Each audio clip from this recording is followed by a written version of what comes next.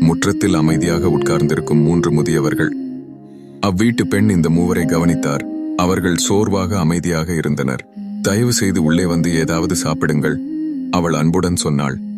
அவர்களில் ஒருவர், உங்கள் கணவர் வீட்டில் இருக்கிறாரா என்று கேட்டார். இல்லை, அவர் இல்லை என்று அவள் பதிலளித்தாள். அப்படியானால் நாம் உள்ளே வர முடியாது என்று அவர்கள் மென்மையாக பதிலளித்தனர். அன்று மாலை அவளுடைய கணவர் திரும்பி வந்தார். அவர் வந்தபோது நடந்ததை அவள் அவனிடம் சொன்னாள்.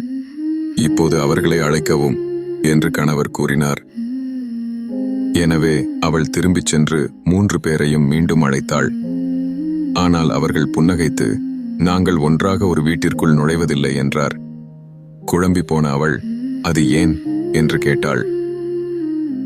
அவர்களில் ஒருவர் மற்றவர்களை சுட்டிக்காட்டி, இதுதான் செல்வம், இதுதான் வெற்றி, நான் அன்பு என்றார். உங்கள் வீட்டிற்குள் நுழைய எங்களில் ஒருவரை மட்டுமே நீங்கள் தேர்வு செய்யலாம் என்றார். அவள் உள்ளே சென்று தனது குடும்பத்தினருடன் விவாதித்தாள். அவரது கணவர், செல்வத்தை அழைப்போம் என்றார். அவள் பதிலளித்தாள், இல்லை, வெற்றியை அழைப்போம்.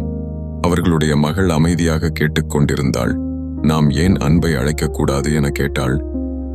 சிறிது நேரம் யோசித்து மூவரும் அன்பை அழைக்கலாம் என முடிவெடுத்தனர். அந்த பெண் வெளியே சென்று, தயவு செய்து அன்பு, உள்ளே வந்து எங்கள் விருந்தினராக இருங்கள் என்று கூறினாள். அன்பு எழுந்து நின்று வீட்டை நோக்கி நடக்கத் தொடங்கினார். அவளை ஆச்சரியப்படுத்தும் வகையில் செல்வமும் வெற்றியும் எழுந்து நின்று அவரை பின்தொடர்ந்தனர். நீங்க 2 பேரும் என் உள்ளே வருகிறீர்கள் என கேட்டாள். அவர்கள் புன்னகைத்து பதிலளித்தார்கள். எங்கு அன்பு வரவேற்கப்படுகிறதோ அங்கெல்லாம் செல்வமும் வெற்றியும் எப்போதும் பின்தொடரும் என்றார்.